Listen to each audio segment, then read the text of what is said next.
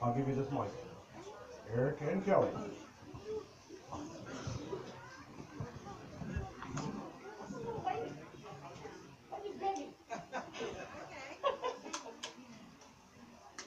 Well, my name's Kelly, and this is my husband Eric.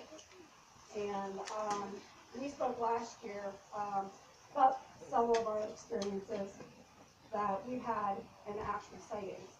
And I'm going to let my husband start out with his sighting first, because I've had more, and I would not have with my daughter also.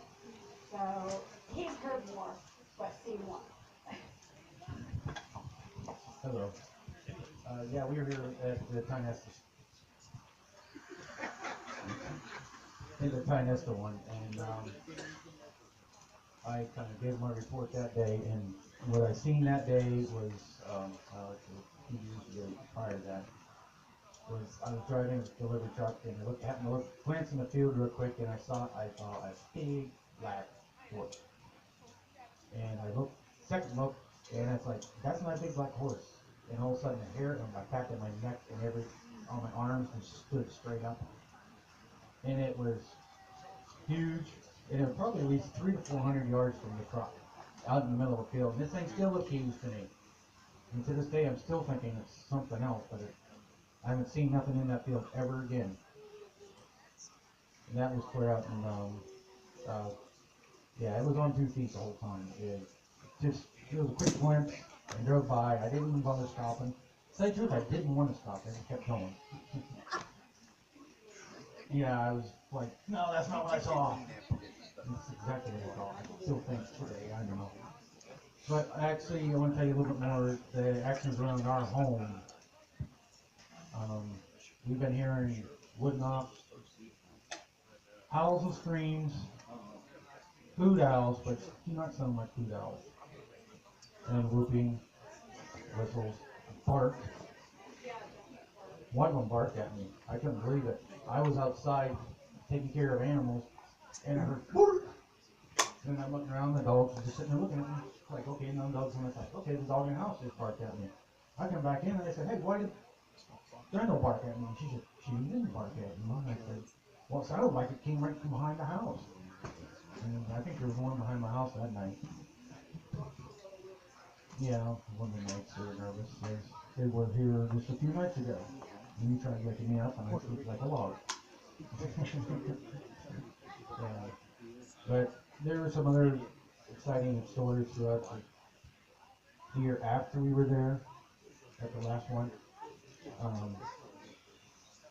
The one that really sets my mind right now, what is interesting to me is I was outside, it was kind of like just like right now, evening hours, and I was out chopping firewood. I had a pole light, I could see what I was doing, I kept going at it. Wanted to reach down and grab a piece I already split to throw out of the way.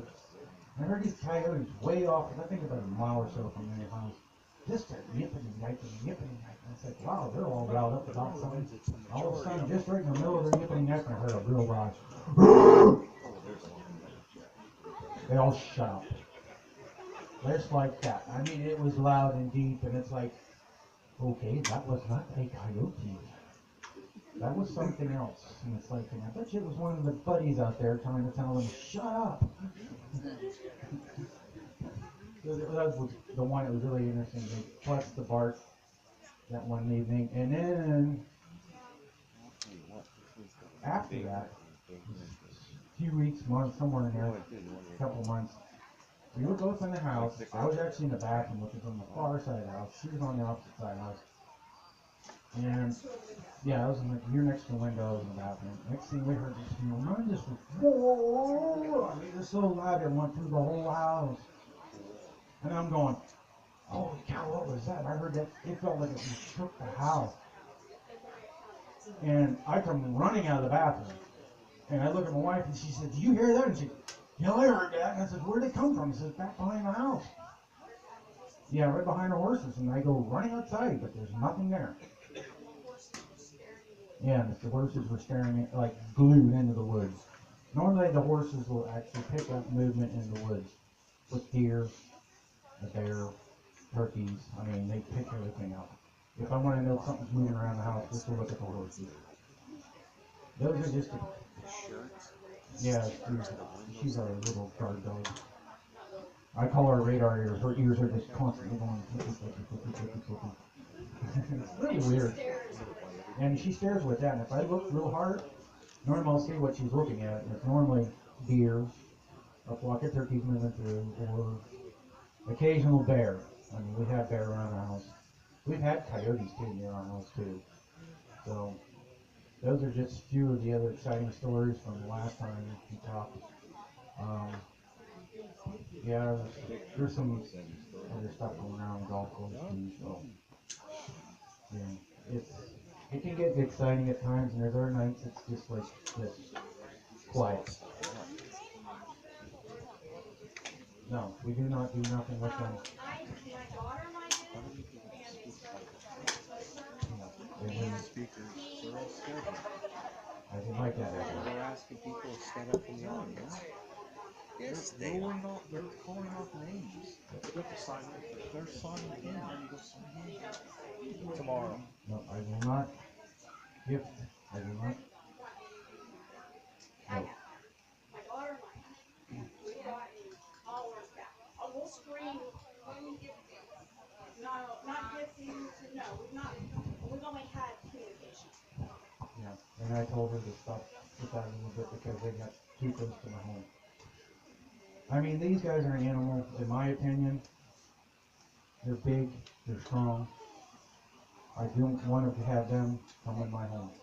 Or kill one of our animals, or start bugging the neighbors, and I don't want to shoot one of these things if I don't have to. Because I heard stories where people shot these things with 30-06s, knocked them on their butts, and they got up and ran away. And then they turn around and they come after you. Now, these are stories I heard on the internet and stuff. I'm not sure if these stories are true or not. I don't want to find out. Tell you the truth. Titusville area. Yeah. Yeah, my sighting was actually on Guytonville Road, Tinesta area, if anybody's familiar with that area. Yeah, that was my sighting. That's the only sighting I've ever had. But I know they're around. And I respect them. And I hope everybody else does. Everybody I talk to says, oh, I'm going to shoot one, I'm going to shoot one. It's like, why are you going to shoot one of these things for? And I looked at him and said, how are you going to get them out of the woods? I said, these bear hunters around here have problems getting 500-pound bears out of the woods. I said, these things weigh 900, 1,000 pounds. Good luck. You can get it out alive themselves. But I've heard stories where you find one, you find more than one. So, okay, here you go, Kelly. Okay, well, my daughter and I, I'm gonna start out with that one, because, I told this last year, we were, going down a road, and it has a four-wheel trail, and the geocaching stuff is out there. We like to do some things like that, we haven't done it in years though, but, we were looking, we smelled something first, and then I suddenly stopped. It was pulled off the side of the road, and I backed up a little bit to get near these actual four-wheel trails. And when we did, all of a sudden we seen something squat down, and it was like, was that a bear? And it kept kind of weaving back and forth, and it would look at us. And my daughter said, let's go down a little bit farther. So we went down a few yards down there, and then I said, we're not going any farther, because I started to smell it. And then suddenly it stood up, and when it stood up, okay, we have trees that are about the maximum height of which the light would be at. It stood above the tree, its head, and its shoulders filled the whole four-wheel trail. I was like, we're going to the truck. We turned around and we ran to the truck. So that was something, and then, like I said, we talked to them quite often, and as we talked to them, they would call it back. We would scream at them, and then we would get a scream back, and then we'd hear a tree knock. Or I would do a whooping sound, and they'd whoop back at me. And Then one time I was coming down the same exact road, not 200 yards apart from each other. There is a power line system. And I seen something red and I thought it was a red cinnamon bear. And it stood up and it had real gnarly, dirty looking hair. It was all matted up. And it stood up and it was like a juvenile. It still was tall. It was approximately 7 to 8 feet tall. But it then walked off on me. And I just said, that was my first sighting, though. And I said, I can't believe I just seen a red one. Because I mean, it had like a ginger red hair like people would have. What are you doing? And You listening to the stories? I just shared that with my husband, and he's like, oh, you're so lucky, you know. And I said, yeah, but the thing that really got me was shortly after that, it was several months later, I seen one across the road and across the creek, literally the width of what Oil Creek would be, and right on the edge. And right next to a tree, a bush, and it stood taller than the bush. And it turned and it looked at me, and it didn't hardly have any hair on its face. And it had very long, black, shiny hair. I mean, this thing kind of looked like a rock star. I mean, long hair, honestly, nice looking, to be honest with you. It had packs. I could see all of that. And I'm like, whoa. I was stopped, I was stopped right in the middle of the road. I didn't care if anybody went by. I seen it, and I'm like, wow. And we looked at each other. I mean, and then all of a sudden it turned, and it took 3 steps. And I'm talking 3 steps, and it was in the woods. And I'm like, that was big.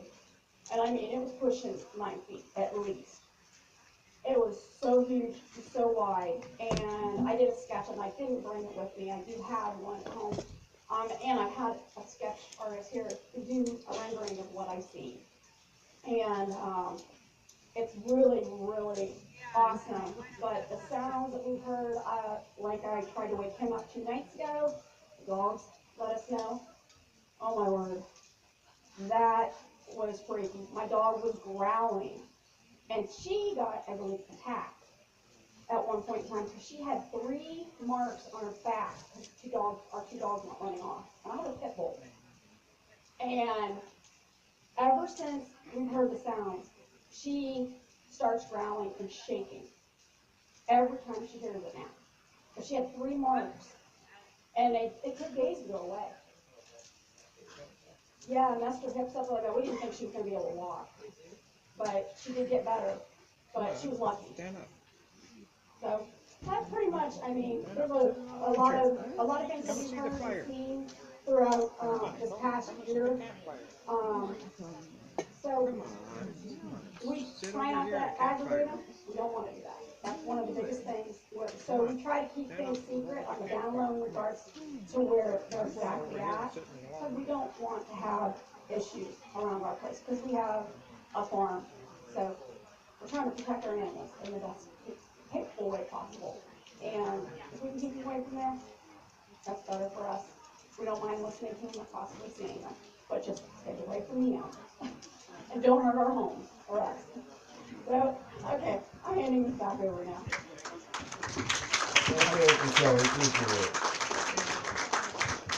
By the way, I love your t-shirts.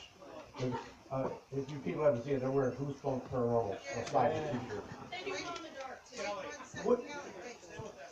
I just have a couple comments with what you said, because I've heard so much of what you said before. In regards to shooting a Bigfoot, first of all, I can tell you in the many, many years I had teams of research people out in the field. We never took weapons with us. I don't recommend people shooting the animal.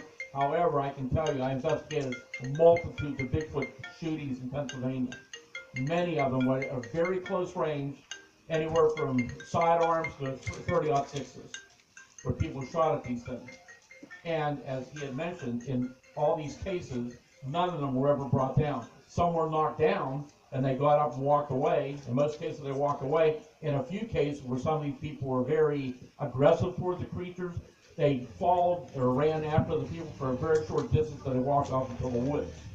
And then there's some very, very weird cases involving firearms with Bigfoot, which I'll talk about tomorrow during my program at 1 o'clock. there have been numerous cases also, I'm not sure if you brought up or one of the other speakers, where more than one creature has been seen together at the same time. I've had numerous cases over the years where 2 or 3 creatures were seen together, even at close range in daylight.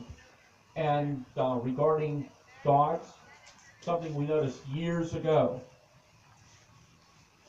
animals, when they're in a close proximity to these creatures, they react very unusually or very, very upset. Horses, cattle, cats in the house, even very young babies seem to respond to this, which is very interesting, but it's most common in dogs. Even the most ferocious dogs, generally when they're close to the creature, are like completely paralyzed in fear.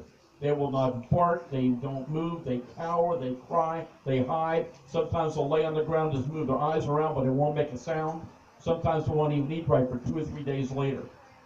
And we know historically they do not like dogs. Well, that's rare, but back in the 70s, yes, we had some cases of dogs were attacked and were killed. We've had other reports like that. They're not that common in more recent years, but the animal reactions continue to be reported year after year. And I've always said you can fool people, but you can't fool the animals.